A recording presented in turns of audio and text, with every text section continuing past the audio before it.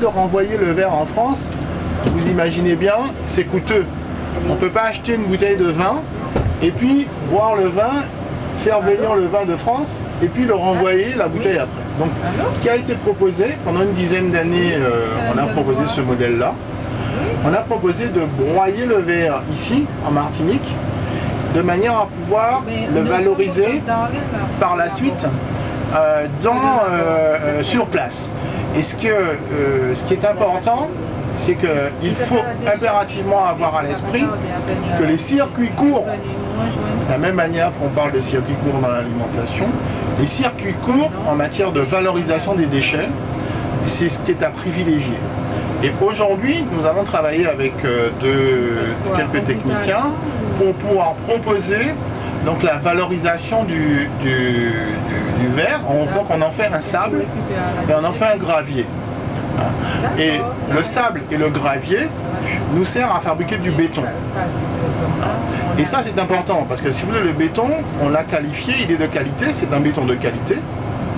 Et là par exemple, au pied des bornes là, vous voyez, il y a une structure, un socle en béton. Et ce socle en béton là, c'est pas du béton, c'est du verre. Hein? Donc les bouteilles de verre sont recyclées en béton pour pouvoir derrière être réutilisées. La qualité en fait du sable est plus intéressante parce qu'il y a moins de matière organique dans le sable. Ce qui fait que c'est plus de silice. Quand même des réfrigérateurs, des meubles, enfin bon, des déchets fortement encombrants.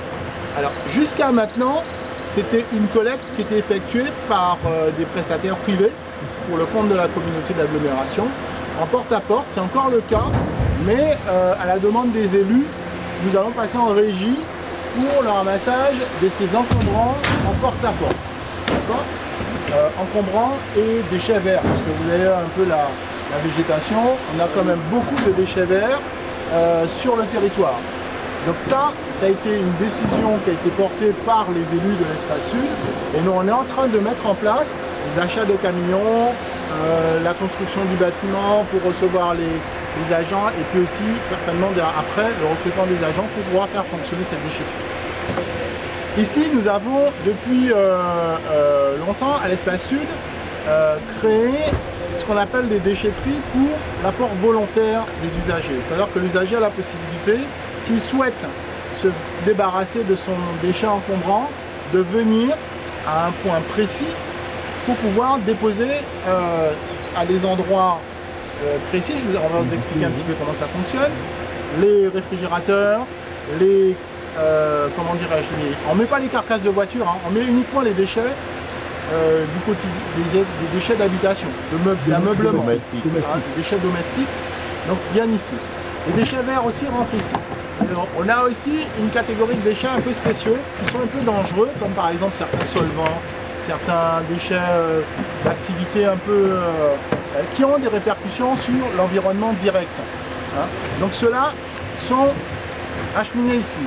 Vous verrez que la disposition de cet emplacement, donc, qui est souvent qu'on a préféré mettre dans des zones spécifiques pour cela. Donc, en général, on essaie de choisir soit des zones d'activité ou soit des zones en dehors de toute habitation, hein, parce qu'il y a un périmètre de protection qui est envisagé.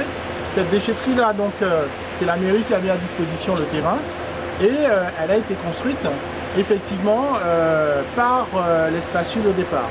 Alors, depuis, il y en a 6 hein, sur le territoire. Il y en a 6. Il y en a 3 sur, on va dire, l'eau géographique côte Atlantique. Il y en a 3 sur l'eau géographique côte Caraïbe. Et vous avez à côté une armoire pour le stockage des déchets dangereux. Donc vraiment les acides, les... oui, exactement, tout à fait. Les pots de peinture, les solvants organiques, ils sont tous stockés dans différents bacs. Nous pouvons aller voir de plus près si vous voulez. Les bactéries. Et vraiment,